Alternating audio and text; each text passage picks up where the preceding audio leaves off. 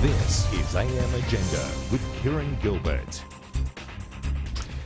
Good morning and welcome to the program. The Environment and Energy Minister Josh Frydenberg has hit back at internal coalition critics, including former Prime Minister Tony Abbott, on a range of issues this morning, from the use of international carbon permits to electric cars. I spoke to Josh Frydenberg a short time ago and began by asking him, what does he say to some of his own coalition colleagues and other critics that argue electric vehicles have a bigger carbon footprint than traditional petrol cars? Well, I'm very pleased that we've kicked off this national debate about the future of electric vehicles, because I believe that it is a revolution taking place in the transport sector, and it will make its way to Australia very, very shortly. What we've seen is global momentum towards electric vehicles as the prices have come down, as battery improvements are made, as infrastructure and recharging infrastructure is rolled out. And it's not just in Europe, it's also in North America as well as in Asia.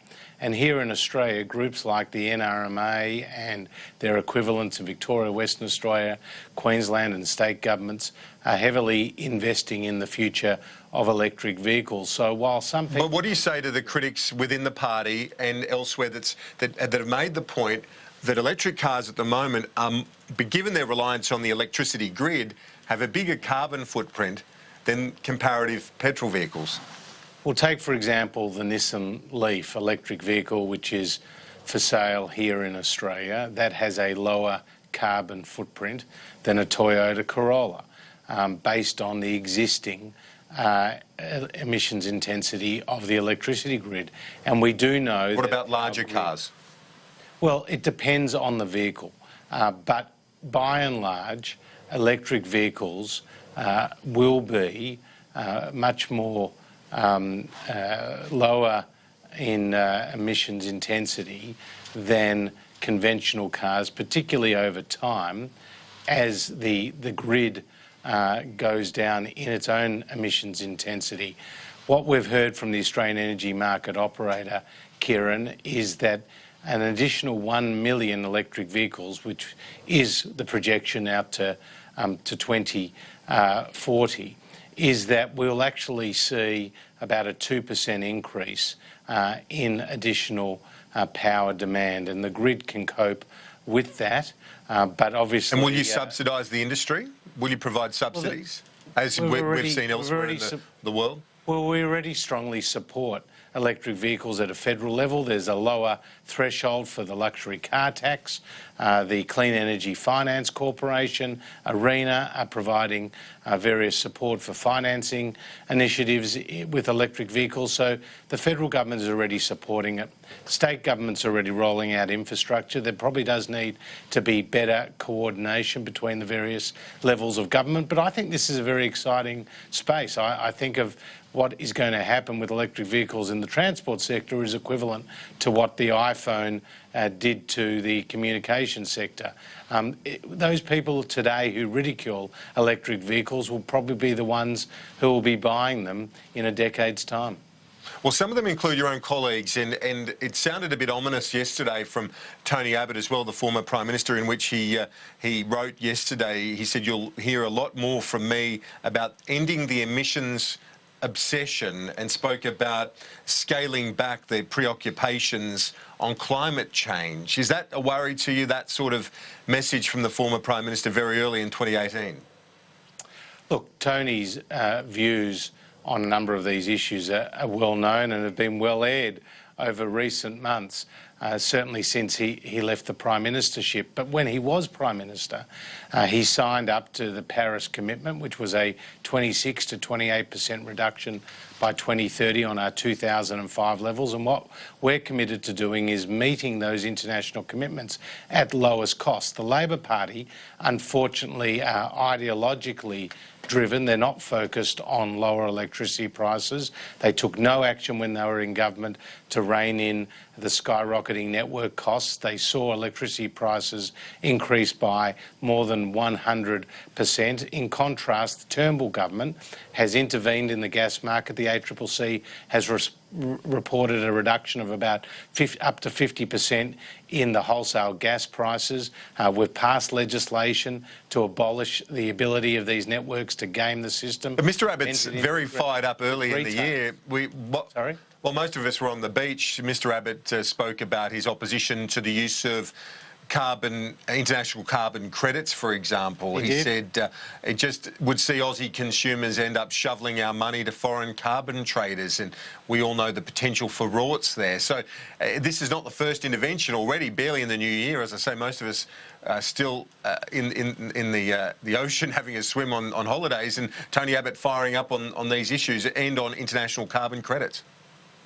Well, 2 points on those carbon credit issues. Firstly, when Tony Abbott was Prime Minister, there was an agreement with the waste sector for the voluntary use of these international permits. So that actually occurred when he was Prime Minister. But secondly, what our climate change review indicated was that we would consider the use of international permits, but we would make no final decision until the lead up to 2020, when there is international agreement on the design details of how a scheme would operate.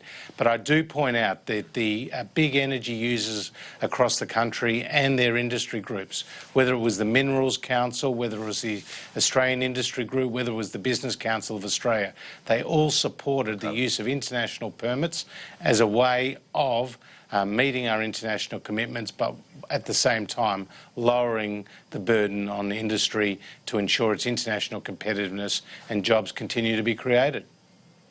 We've spoken about some of the critics and the difficulties in this very complex space, but a bright spot for the government today in that the renewable energy target is going to be met sooner than previously thought, and that was confirmed this morning.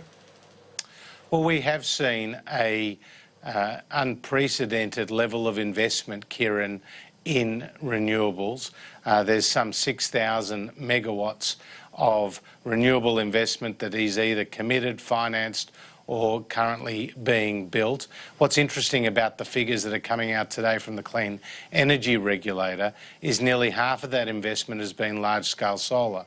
So we'll see more than 3,000 megawatts of large-scale solar compared to the only 300 odd large-scale solar megawatts of power that's being generated today. So solar is a real bright spot, excuse the pun, but renewable investment is up some $12 billion worth of investment, and despite the Labor Party's antics and despite some of the criticisms you get from the Green groups, the numbers tell a very different story. Renewable investment is up, and people have confidence in the systems and the policies and the processes that the Turnbull government has put in place.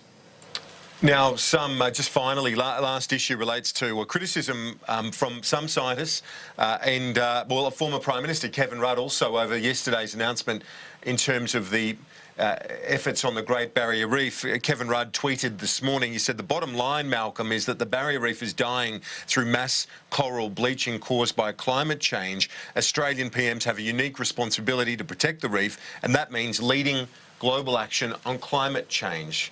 That was Mr Rudd's intervention this morning. What's your response to that? Well, the Turnbull and coalition governments, and before that the Abbott government, have led the way in putting in place a world-class, world-leading marine reef management program. In fact, we were strongly endorsed and supported by the World Heritage Committee for the work that we've done with our $2 billion Reef 2050 plan. With more, he's saying you need to lead climate change as an issue more broadly. That's what he's arguing. Well, and that is part of our initiatives, what we are doing in meeting our international commitments, the fact that our emissions intensity is now its lowest in 28 years on a per capita and GDP basis. The news today about the 2020 renewable energy target. These are all positive signs about what Australia is doing its bit.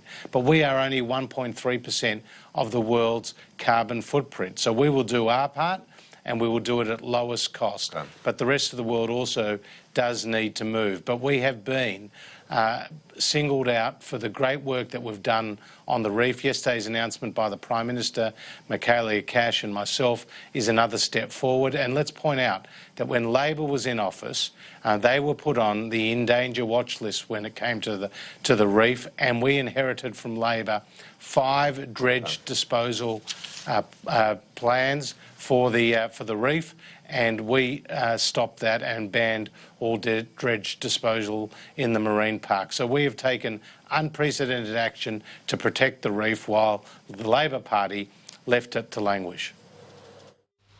Let's go live now to the